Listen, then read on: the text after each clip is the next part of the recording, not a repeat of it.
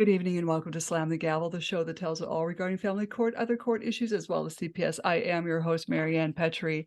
This episode of Slam the Gavel is sponsored by CPS Protect Consulting Services. A child protective services case is one of the most frightening experiences for any parent. Don't face it alone. Face it with confidence with Urgent Assist by CPS Protect. You can have access to former CPS investigators to make sure you preserve your rights and protect your family. If you're facing CPS involvement and aren't sure where to turn, their child welfare consultants can help you. Visit cpsprotect.com/subscribe and enter the coupon code SLAMTHEGAVEL for 60% off your first year of Urgent Assist. And this is available in all 50 states. I have another announcement. Bradley's mother, Narcisse Golan, passed away in the fall of 2022. Bradley is autistic and needs structured routine and therapies he receives for his autism 6 days a week. However, Italy just entrusted Bradley to Italian social services. If he is ruled to go back, he will then face the next 3 to 4 years in the Italian foster care system where he can't speak or understand the language. He will then be taken away from the only family he has ever known, and we have Judge Ann Donnelly to thank for this. Please call Governor Hochul at 518-474-8390. That's Governor Hochul, New York State, 518-474-8390 to please keep Bradley here safe in these United States. Hashtag Keep Bradley Safe. One last announcement. Go to the site if you can. Please doyourjob.com. That's pleasedoyourjob.com. We need a case reopened and we need 2,500 more signatures. So if you could do that for us, that would be great. I have a return guest on. I'm happy to have Brett LeClair back on my podcast. He was also featured in the book Raised by These Wolves: How Family and Federal Courts Are Failing Our Children. He was last on season 4, episode 98 on May 23rd, 2023, where he came on my podcast and explained that his entire case was built upon lies. And this is very important for everyone to know, because when you're going through something like this, your own family will turn on you and lie about you. And I have seen that as well. Welcome back to the podcast, Brett. You've got some good news for us. Yes, I do. I have my daughter living at home with me full time. That's great. Congratulations. And Thank you. and again, tell us, how long did you have to go through what you went through to get this far? I went 2 years of family members lying about me, my own mother writing letters to the judge, just one thing after another. And once one was disproven, another would pop up. I mean, it was almost like, it was just terrible thing. And I wouldn't wish it on my worst enemy, honestly. It's the people we're supposed to be able to turn to for help in times of need were not there. I understand that completely. You know, what did this judge do with her letters? What was his reaction? He said that, my mother had written a bunch of letters and he had read them and they were pretty distasteful, and he just kind of scoffed it off and acted like it was a disgusting thing to be happening. And just said that we're not going to use it. Now, did she write the letter to his residence or to his chambers in the courthouse? Do you know? I think she wrote it to the chambers in the courthouse. Okay. And so now you also have a new residence that's closer to the school for your daughter, and she's a lot happier. Yeah, we moved. She's to a bigger place, more room. She has her own bedroom now, so I'm closer to work. Her school is like a 5-minute drive down the road, so everything seems to be working out okay so far. Well, that's great. It was meant to be that way. Yeah, it never should have stopped, to be honest, but Right. Yeah, a lot of these things should never have started to begin with. Can you no. can you give us a brief, like, how did this all start? Like, what should people look out for when these things start happening? A lot of talking behind the backs goes on, especially right in front of you. And if you see like your own parents, your own family members, you see them talking off, but then they look over at you with their eyes, they just turn their heads, you be assured they're talking about you. And plotting. Um, I honestly wasn't this paranoid about it before, but now I'm just scared to be in their presence. Like I don't want to be around them. I don't want anything to do with them. I don't want anything my kid to do with them. Mhm. Um, my father and stepmother, they were like, "We're not taking sides," but yet then they're asking me if all these people who did all this can come visit with her, and I was just like, you know what? I'm not going to do this with you guys. Mhm. It's pretty obvious you took sides. It's just not on mine. And for whatever reason, I don't care. You Mhm. know, like your your kid's a wannabe kidnapper with his wife. And like I just same thing about my mother. Like that's what I call them, wannabe kidnappers, child traffickers, because that's what they are, regardless. They got paid for it. Mhm. So yeah, I Now your case involves CPS too, right? yes. Okay. Well, I that had 4 different workers, including the investigator. And every time I was showing one to be lying, they would get rid of them and bring on another. Mhm. One of them even got promoted, and she was only around for a month. Like, she lied to the judge, telling him I was having these weekend visits, and they didn't even start at that point. And I I was telling DHS, like, I'm going to bring this all to him if you guys don't want to do anything to help me out, you know? And they're like, oh, no. And my lawyer is like, oh, no, be quiet. Oh, and I found something juicy about that, too. Mhm. Apparently, the court appointed lawyers and the CPS workers all go together to a motel for a week long convention. No kidding. Tell me Yep. more.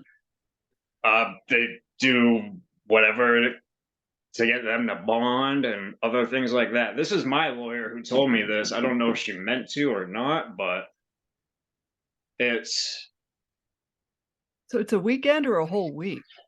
I think it's a whole week long thing. Okay, so this is probably a taxpayer expense, I'm thinking. Yep, more than likely.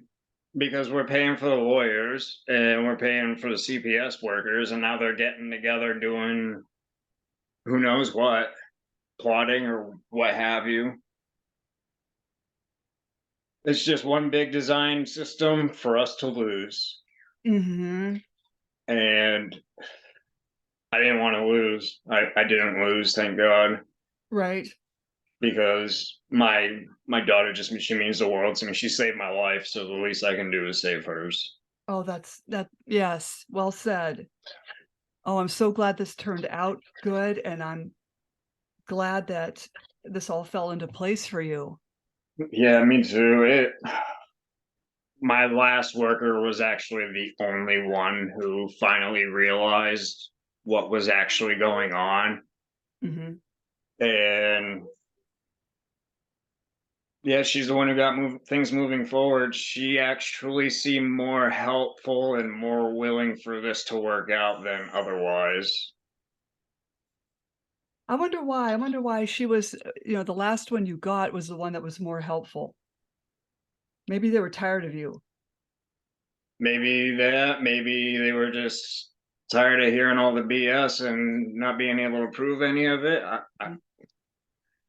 She knows that they antagonize me. She even said that to me. She's like, I know they start with you, and we're gonna move this along, and because this shouldn't be happening. I was like, thank you. Oh my God, finally somebody who's gonna listen. Like, and they want us to keep quiet, and that's the last thing you should do. Like my lawyer wasn't doing anything, so I fired her. And then at the next hearing, the judge had heard about it, and I was basically doing that to get his attention, and it worked. But it's not necessarily going to work every time. Mhm. Yeah, the last thing you wanna do is keep quiet. We all have to come forward and tell our stories. I interviewed Ray Seipel, who was also in, the book, and that was last night, and, he said the same thing. We cannot be quiet. We have to keep talking about this all the time until we get someone to help us get some action going here. Yeah, it's one big system designed for us to lose, Mm. and it's disgusting. It really is. It's disgusting what they'll listen to. It's disgusting what people will say, just just for their own peace of mind. Maybe I don't know. I don't know. I mean, my mom was only seeing her like a couple hours on a Friday once a month, and that's all it took for her to write letters. So That's such a shame. it really is. I'm so angry with them, but not for myself.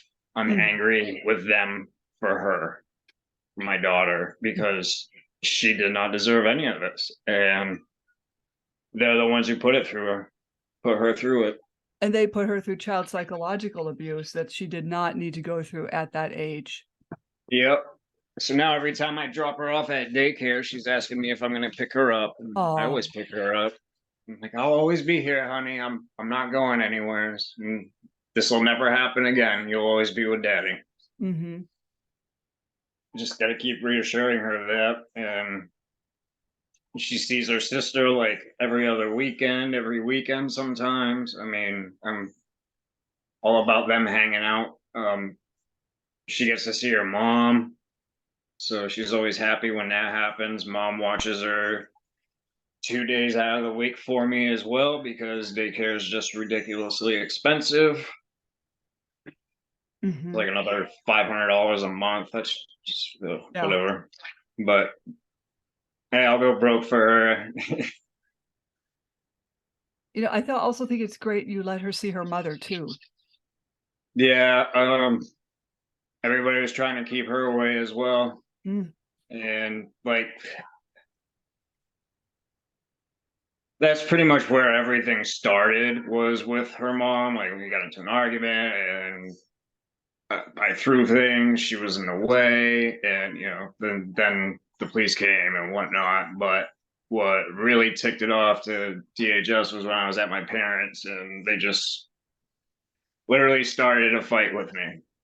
My mom inviting my stepfather to come down the hallway and yell at me, and it was just nothing but bad news Oh, from them for the next 2 years.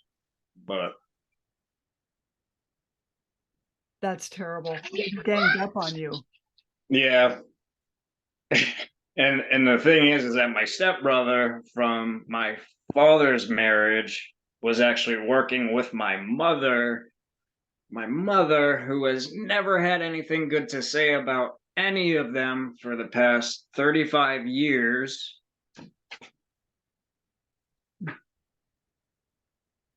It just blows my mind. It really does, like how desperate they became about this. It was about, I guess, power and control Yeah. over you and your daughter. Yep. So where's I her miss sister? she's a half sister from her Oh, mom's marriage. She lives in Westbrook. She's like half an hour away oh, with her okay. with her father, so they're not that far at all. Well, that's good. I mean, that's good. Everyone's in contact. Some families are just toxic. Ain't that the truth? I even said that to DHS from the beginning too. I'm like, look, they won't help me. They'll help her Mhm. and get you to believe that, but they won't help me. And I think that saying that in the beginning really stood out. Maybe I don't know, with especially with the last worker I had, she seemed more willing to work with me. Well, I'm glad. I'm ecstatic. I'm just Because you found all this out. I know you had contacted me, I think it was a month ago, but you had found all this out, that you got her and it was over. yeah. Uh, it was September. Was Yeah, I it? want to say so. Like the trial placement started in June, and then I think it was over by September officially. Wow. And that's a long time for a parent and a child for this stuff to be going on. Even though it's 3 months, it's still not good. Well, no, I mean, but it was hard for her to get, reaffirmed, reassituated because like taken from here, put there, taken from there, put here. And then like the whole who she calls mom and dad was never a conversation that my family and I had. They just decided to go ahead with it. So now there's all that, and but she knows who her parents are. Mhm, And she knows that I'm her dad, I'm her father, and I'll always have her back. mhm. And if she doesn't, well, she will soon. Yeah. She'll understand that. I think it might take them a while to go back to learn how to trust, I'm thinking. Um, I think the trust that I'm always going to be here. Yeah, I would agree with you on that Mhm. because she keeps asking me every day that I drop her off. You're going to pick me up at 5:30, right? I say, yep. I said, don't worry if it gets dark. It just gets dark earlier, but I'm not going to be any later, and I'll always be there at the same time. Aw, aw.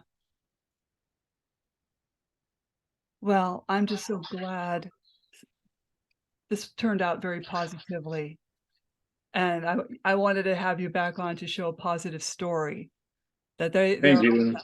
you know? This is very important. This gives other parents hope, and what advice can you give a parent, besides the advice of knowing when people are gonna talk behind your back or talk in front of you and, while you're standing there? I've been there too. But what other advice can you give a parent just starting through this? Be the change that you want to see, and this too shall pass. Whether it's good, bad, it'll pass. Mhm. Good. And that's honestly probably the best advice I can give. Because other than that, I mean, if you sit there and you try to ask yourself and understand everything, why, you'll just drive yourself crazy. Mhm. It Definitely. because it's the child and it's their money, and more importantly, it's their money Mhm. versus whoever child it is. It's It's all about the money. yep. Well, Don't let them get to you. That's what they want. right, correct. Um, Now, if anyone has any questions for you, do you want them to come through me or do you want them to contact you? They can email me at brett.a.leclair@gmail. It's brett.a.leclair@gmail. Gotcha. Well, hey, don't jump off. I'm just so happy for you. You're gonna have a better year coming up too. So, I'd like to have you back on again in the future, so don't jump off. Salon the Gavel is a podcast to help the public understand what really goes on in these family courtrooms. I'm your host, Marianne Petrie, author of Dismantling Family Court Corruption, Why Taking the Kids Was Not Enough, and Cry Out for Justice, Poems of Truth, and Raised by These Wolves, How Family and Federal Courts Are Failing Our Children. And come back and enjoy another episode with Brett LeClair and other exciting guests. You can find me on Spotify, Apple iTunes, Anchor FM, iHeartRadio, and feel free to buy me a coffee to help keep the podcast going. Thank you so much, Brett. Thank you.